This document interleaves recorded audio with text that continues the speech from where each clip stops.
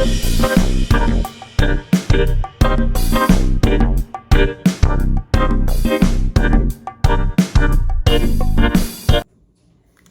there, Bible scholars. It is your mom of three. I'm still here in NYC. I am back with another video. Yay! If this happens to be your very first time on my channel, welcome. My name is Taneza.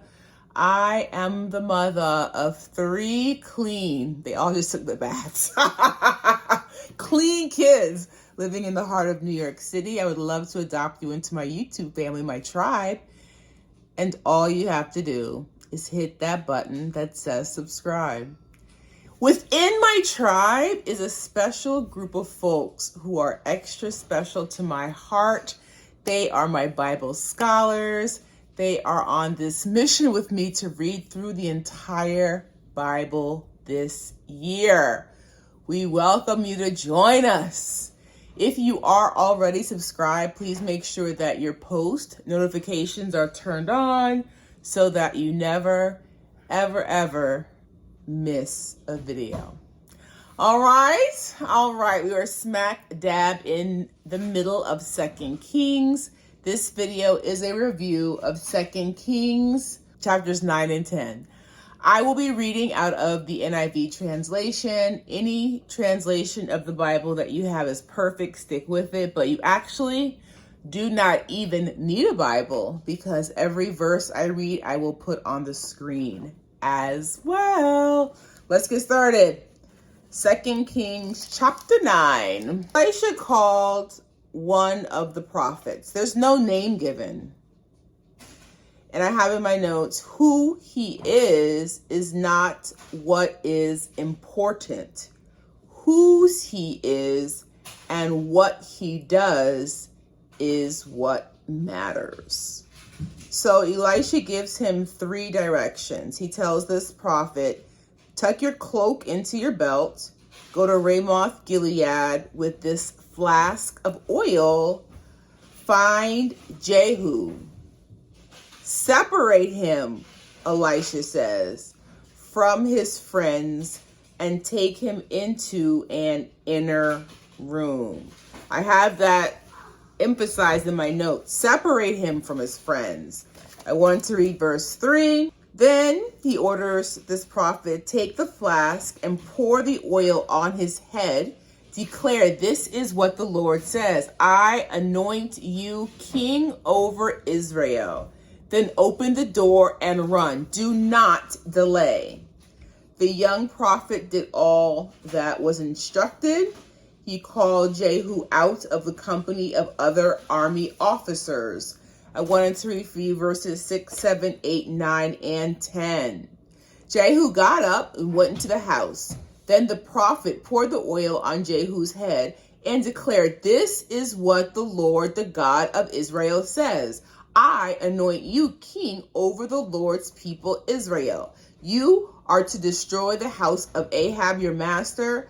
I will avenge the blood of my servants, the prophets, and the blood of all the Lord's servants shed by Jezebel.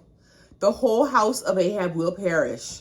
I will cut off from Ahab every last male in Israel, slave or free. I will make the house of Ahab like the house of Jeroboam, son of Nebat, and like the house of Baasha, son of Ahijah. As for Jezebel, dogs will devour her on the plot of ground at Jezreel. No one will bury her. Then he, the prophet, opened the door and ran. Why did Jehu have to be separated from his comrades? We find out in verse 11.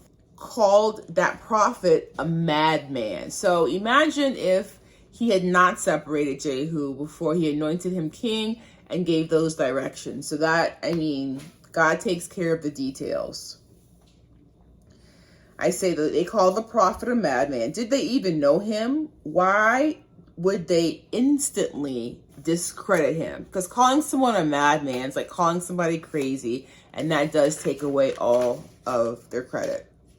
Jehu tells them that he was anointed king over Israel. Then they spread their cloaks on the bare steps under Jehu. They blew the trumpet and they announced Jehu is king. Part 2 of chapter 9. Jehu travels to Jezreel, where Joram was resting. He's actually recovering from his battle wounds. Ahaziah was there visiting Joram. In verse 17 of chapter 9, when the lookout standing on the tower in Jezreel saw Jehu's troops approaching, he called out, "I see some troops coming." Again, the word uses troops. They don't know who it is yet, but they see troops coming. "Get a horseman," Joram ordered. "Send him to meet them and ask, 'Do you come in peace?'" So again, they're, quote, troops. They did not know who exactly it was. The horseman rode to meet Jehu, and he tells him the king asks, "Do you come in peace?" Jehu responds, "What do you have to do with peace? Fall in behind me." Lookout told King Joram that the messenger did reach them, the travelers approaching, but that he was not returning. The king sent out a second messenger. The lookout reported that he was not returning either. So the king is sending out these messengers to kind of get a 411 on who's approaching and what they're coming for, and they're all just falling in line behind Jehu. I wanted to read for you guys verse 20, 21, 22, 23, and 24. So the lookout reported he has reached them, but he isn't coming back either. The driving is like that of Jehu, son of Nimshi. He drives like a madman. Verse 21, "Hitch up my chariot," Joram ordered. When it was hitched up, Joram, king of Israel, Ahaziah, king of Judah, rode out, each in his own chariot, to meet Jehu. They met him at the plot of ground that had belonged to Naboth the Jezreelite. When Joram saw Jehu, he asked, "Have you come in peace, Jehu?" "How can there be peace," Jehu replied, "as long as all the idolatry and witchcraft of Jezebel abound?" Joram turned about and fled, calling to Ahaziah, "Treachery, Ahaziah!" Then Jehu drew his bow, shot Joram between the shoulders. The arrow pierced his heart. He slumped down in his chariot. Ahaziah, king of Judah, saw what had happened. He did try to flee to Beth Hagan, but Jehu chased him, yelling, "Kill him too." Ahaziah was wounded, and because of that wound, he later died. Jehu went to Jezreel. Jezebel heard that he was coming, and she painted her eyes. I thought that might be makeup. She fixed her hair, and she looked out of the window. Verse 31 of chapter 9. As Jehu entered the gate, she asked, "Have you come in peace, Zimri, you murderer of your master?" And the footnote explains, it could have been translated, "Did Zimri have peace, who murdered his master?" Jehu looked up at the window. Two or three eunuchs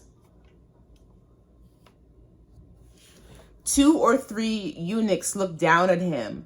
Jehu ordered for Jezebel to be thrown down. So again, the eunuchs have been ordered to throw her out the window. Chapter 9 ends with the final 5 verses, 33, 34, 35, 36, and 37. "Throw her down," Jehu said. They threw her down. Some of her blood spattered the wall. and the horses as they trampled her underfoot. Jehu went in, ate, and drank. "Take care of that cursed woman," he said. "Bury her, for she was a king's daughter." But when they went out to bury her, they found nothing except her skull, her feet, and her hands. They went back and told Jehu, who said, "This is the word of the Lord that he spoke through his servant Elijah at Tishbite. On the plot of ground at Jezreel, dogs will devour Jezebel's flesh.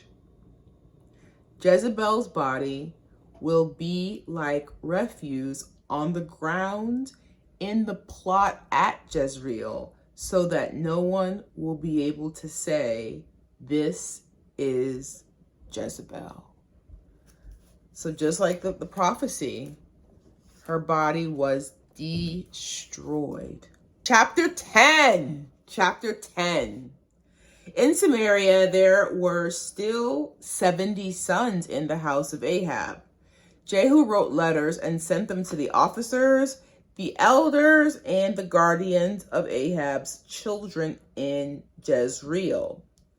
In his second letter, I wanted to read verses 6 and 7. Jehu wrote them a second letter saying, "If you are on my side and will obey me, take the heads of your master's sons and come to me in Jezreel by this time tomorrow."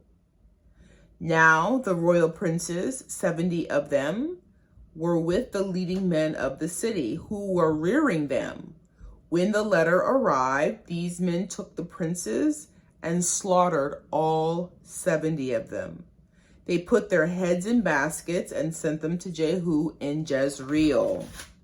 Jehu ordered to have the heads put into 2 different piles at the city gate. The next morning, Jehu stood before all the people, and he admitted to killing the king, but he did not kill all of the sons. Verses 10 and 11. "Know then that not a word the Lord has spoken against the house of Ahab will fail. The Lord has done what he promised through his servant Elijah." So Jehu killed everyone in Jezreel who remained of the house of Ahab, as well as his chief men, his close friends, and his priests, leaving him no survivor. On his way to Samaria, Jehu ran into relatives of Ahaziah and ordered they be taken alive. All 42 men were slaughtered. I wanted to read verse 17. It's a graphic chapter, in my opinion. Jehu came to Samaria. He killed all who were left there of Ahab's family. He destroyed them according to the word of the Lord spoken to Elijah. Another prophecy came true. So chapter 10 is in 2 parts. The first half is about Ahab's family being killed. And now we're on to part 2, Ministers of Baal. TBH. So to be honest, I knew it was a plot. I knew it. Within the first 2 verses, I was like, this is the plot. So Jehu brought all the people together because Ahab served Baal, lowercase g, and false god. Jehu said that he will as well. Jehu said he's going to hold a great sacrifice for Baal, and he wants every single prophet, every single minister, every single priest must attend the sacrifice. It's mandatory. No questions asked. The consequence of not being there is that they will die.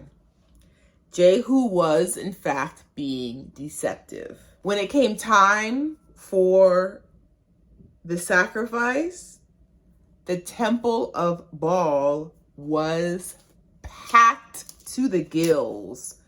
Verse 25. As soon as Jehu had finished making the burnt offering, he ordered the guards and officers, "Go in and kill them. Let no one escape." So they cut them down with the sword. The guards and the officers threw the bodies out and then entered the inner shrine of the temple of Baal. Again, it was all a ploy to collect all of these people that worshiped Baal, the false god, all in one room, and they all lost their lives. Jehu destroyed Baal worship in Israel. Quite a feat.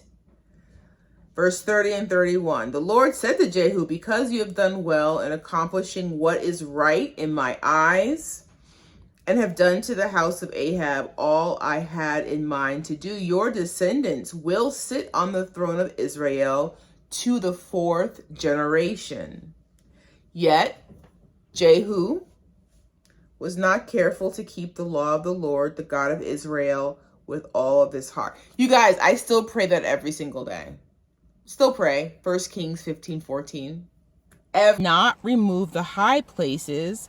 Asa's heart was fully committed to the Lord all his life. Oof.